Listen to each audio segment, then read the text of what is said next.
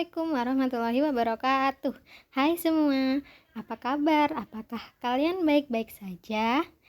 Perkenalkan, nama saya Meita Chandra Paramita. Saya mewakili kelompok 6 Geometri dan Pengukuran PGSDA Angkatan 2022. Saya akan membawakan materi tentang pengukuran panjang. Tidak perlu lama-lama, mari kita simak apa itu pengukuran panjang. Jadi, apa itu pengukuran panjang? Pengukuran panjang adalah proses untuk menentukan atau membandingkan panjang suatu objek atau jarak antara dua titik. Contoh mengukur panjang misalnya seperti mengukur tinggi badan, mengukur jarak rumah ke rumah lainnya, dan lain-lain.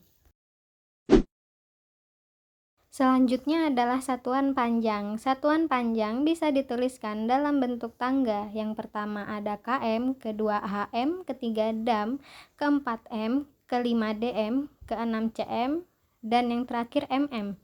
Kepanjangannya, km itu kilometer, hm itu hektometer, dam itu dekameter, m itu meter, dm itu desimeter, cm itu sentimeter, dan mm itu milimeter. Kemudian, bagaimana cara menghitung berdasarkan tangga tersebut? Jika arahnya ke atas, berarti dibagi 10. Setiap naik 1 dibagi 10, naik 2 dibagi 100.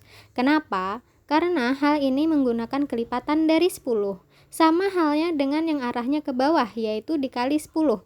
Jadi, setiap turun 1 dikali 10, turun 2 dikali 100, turun 3 dikali 1000, dan seterusnya. Berikutnya adalah alat ukur panjang satuan baku. Yang pertama ada penggaris. Penggaris digunakan untuk mengukur besaran pokok berupa panjang, lebar, dan tebal suatu benda.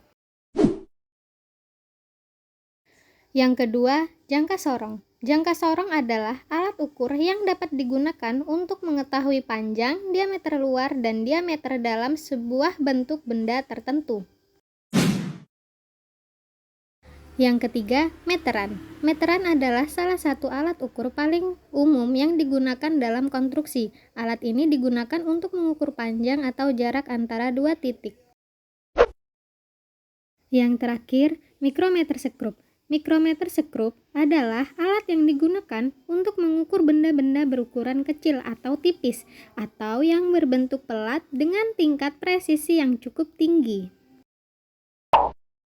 Kemudian, alat ukur satuan tidak baku. Yang pertama, depa. Depa adalah bentangan tangan yang diukur dari ujung jari tengah tangan kanan ke ujung jari tengah tangan kiri ataupun sebaliknya. Yang kedua, ada langkah kaki. Biasanya, langkah kaki digunakan untuk mengukur jarak dari satu tempat ke tempat lainnya.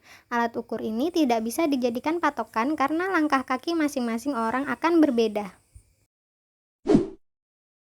Yang ketiga, tali. Tali dapat dijadikan sebagai alternatif alat ukur yang tidak baku yang berbentuk fleksibel.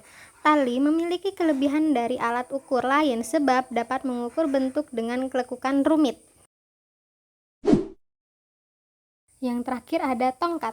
Tongkat biasanya digunakan untuk mengukur jarak atau panjang. Tongkat termasuk alat ukur satuan tidak baku karena panjang setiap tongkat berbeda-beda. Sekian video dari saya. Semoga video ini bermanfaat. Saya akhiri. Assalamualaikum warahmatullahi wabarakatuh. Terima kasih untuk yang sudah menonton. See you next time. Dadah.